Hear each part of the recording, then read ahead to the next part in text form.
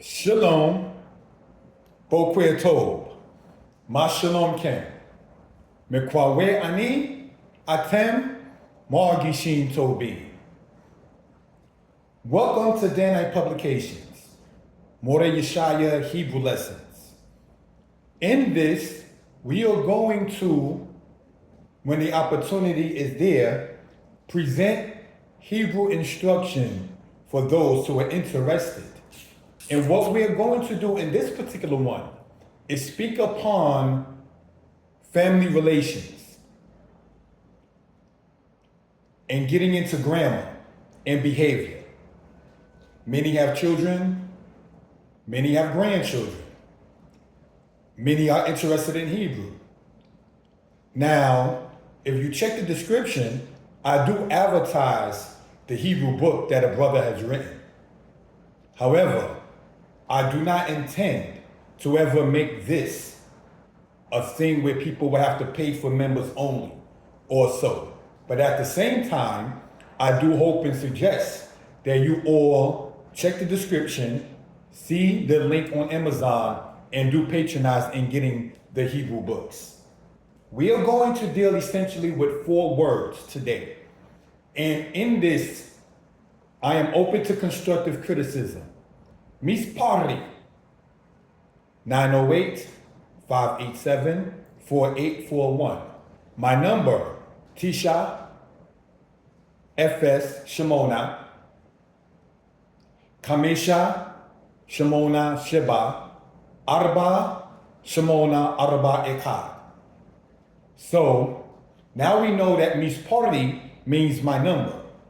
And you can take the number 908-587-4841, rewind in the video, and then trace what number belongs to what, if you care to have a homework assignment, as far as numbers concerned. Let's look at this, family. We have here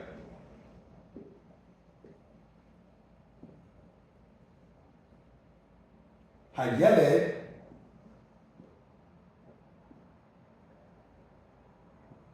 Hatov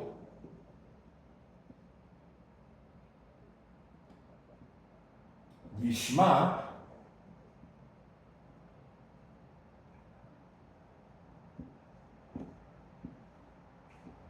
Lahorayla.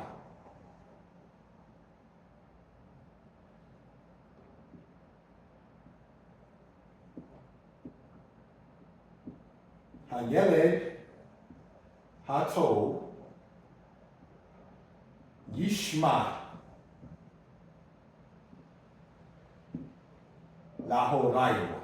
So what are we seeing right here, family, is this. And I would like to expound upon this.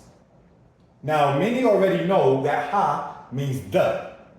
In Yeled, the singular of Yeladim means boy or male child. Yeladim meaning children. So now what we're dealing with grammatically is that we have Hayeled, which by itself would mean the child. But we are putting this along with the next word of it being an adjective. Just taking, not ignoring the hey we see here, but taking the word told. The word told means good. All right? So now we want to say Hayeled Hatov, which in Hebrew is translated to English as the good child. For those familiar with Hebrew, we know that is, as you see here, is, and an, and a are already understood in Hebrew. So now, brothers and sisters, if we were to say Hayeled Tov, we're saying the child is good. But in this case, saying Hayeled Hatov, we're saying the good child. All right?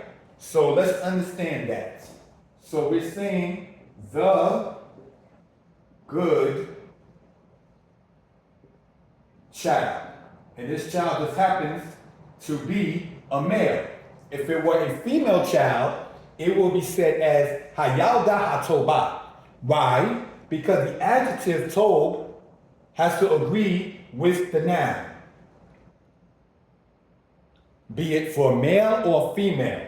And we'll get more into that as these lessons continue. So now we see how Yeled Hatov means the good child. Yishma lahorai. Now let's look at this third word we see here. Yishma. We see the yod is there making a Y sound, right? Then we have a very popular word in the Hebrew language, Shin Mem Ayin, which spells the word Shama. Shama means to obey. Shama means to understand. Shama means to listen. All right, we see that in the book of Deuteronomy. Hear, O Israel, we see the word Shama in other parts of the scriptures as well. Now, what we're dealing with is a verb, as stated. And a verb is an action word. So now we have it to where we see this yod, all right, we want to emphasize serves as a prefix. Now, this is a singular matter, not a plural. Because the child is one person, we're going to have to understand, we're going to deal with the verb also as one person and not plural. All right? So here we see Yishma.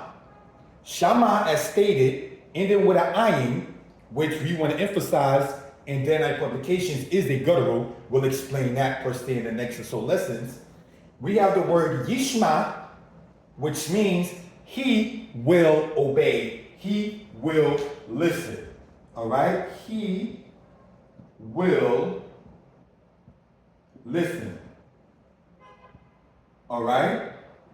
Now, if this had been a female child, so far we already understand it would be Hayalda Hatoba Tishma.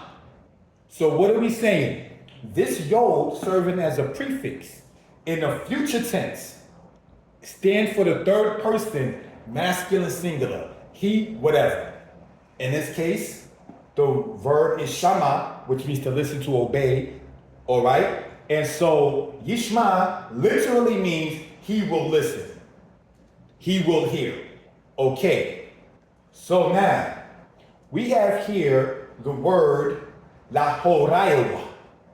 Now these are essentially, you could say, two words put into one. This lamed, making the L sound, serves as a prefix, which means to or for. All right? When you're dealing with verbs, and we're going to deal with this in the future lessons, we have it to where this lamed serves as part of the infinitive, meaning to whatever. La asot, to do. Le echo, to eat. All right? Just want to point that out. So now if we were to not have this lamed meaning to or for, all right, you still have here the word horayewa. The hey, the wow with the kolam, the resh, kwamatz, the yod, and the wow. Now let me explain what we're seeing here. This word horayewa is a noun. Okay? So now for those familiar, we know that the word hora means in verb to teach in the he feels thing, which we will explain as these lessons go on. So now, hora means also female parent, as a mother. It doesn't mean mother, it means parent that happens to be a female. Because in Hebraic thought, a parent is one who teaches. The word for mother is the word imah. Of course, a mother teaches. All right, but now let's look. La horayewa. So if we have hore, has been pointed out on the platforms in the past, means male parent, and hora is female parent. We have here the matter of showing a possession. All right? The parents is already plural, but instead of saying horim, we show the possession of saying his, whatever the word is. Just happens to be parents in this case. So what this word here means is lahorayewa means to his parents. All right, we have here to his parents. So now, let's say if this were a female child, this would be said as Hayalda Hatoba Tishma lahoreha. Because the child happens to be a male, the yod stays there, the Iowa stays in that particular case and showing a possession.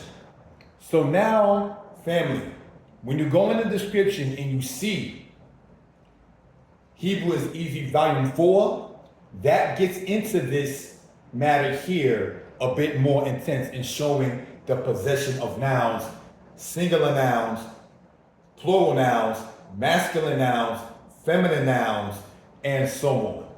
So hopefully this was understood. The number is also inside of the description. We ask you again to subscribe to the channel. Thank you, family, for that. Stay tuned. We intend to, yes, bring more lessons, and I am open, family, to constructive criticism. Thank you for that.